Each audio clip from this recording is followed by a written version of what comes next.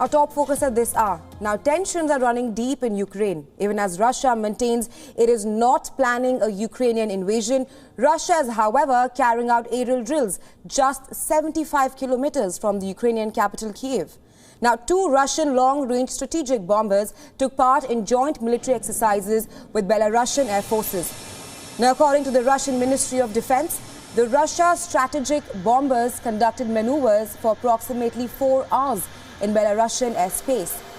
The mission came as the Kremlin moved troops from Siberia and the Far East to Belarus for sweeping joint drills.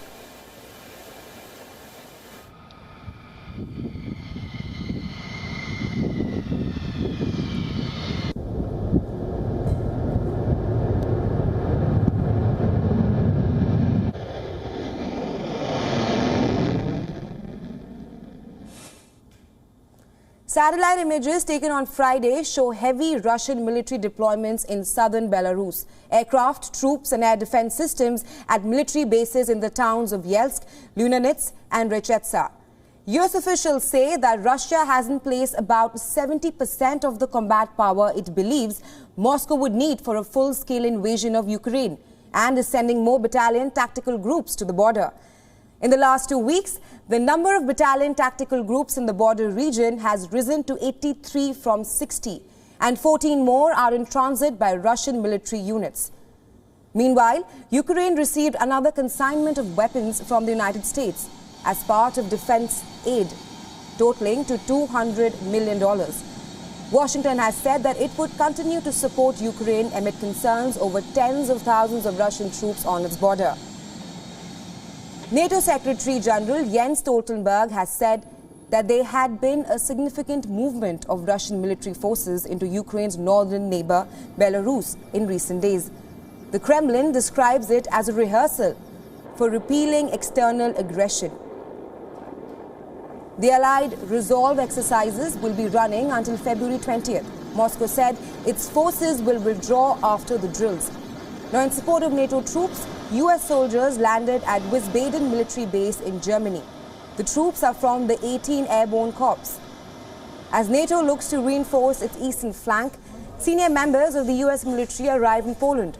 The military deployment is part of the Western Allies' reaction to Russia's military presence near the Ukrainian border. Now, on Wednesday, United States had announced that the deployment of nearly 3,000 American troops to Eastern Europe in the coming days. Around 1,700 soldiers from the 82nd Airborne Division are due to be stationed in Poland on a temporary basis. Now, the US has already about 4,500 troops in Poland, in both a NATO and bilateral capacity. Meanwhile, Europe is scrambling to intercept the conflict ahead of traveling to Moscow and Kyiv. French President Emmanuel Macron spoke with NATO head Jens Stoltenberg about the Ukraine crisis. Macron also spoke with British Prime Minister Boris Johnson. With Stoltenberg, Macron insisted on finding a path to de-escalation through dialogue. The French leader will attempt to make progress on the issue during meetings with Vladimir Putin as well in Moscow, which will take place on Monday, and with Ukrainian President Volodymyr Zelensky in Kyiv on Tuesday. Now, civilian self-defense training also continued on the outskirts of Kyiv. Volunteers have joined former military personnel to learn how to handle weapons and administer first aid. Kyiv residents from diverse age groups came to the outskirts of the city to be trained in the basic knowledge of how to defend themselves in case of an invasion. Now, in Ukrainian city of Kharkiv, thousands of people marched on Saturday. Ukrainians gathered to protest against any possible Russian invasion and to demonstrate unity with the rest of Ukraine. Kharkiv is just 40 kilometers from some of tens of thousands of Russian troops massed at the border of Ukraine.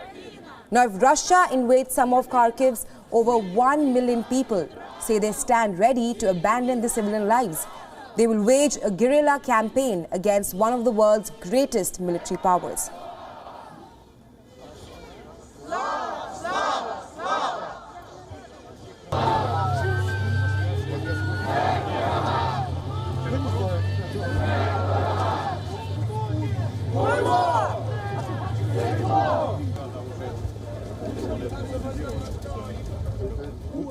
WION WION is now available in your country. Download the app now and get all the news on the move.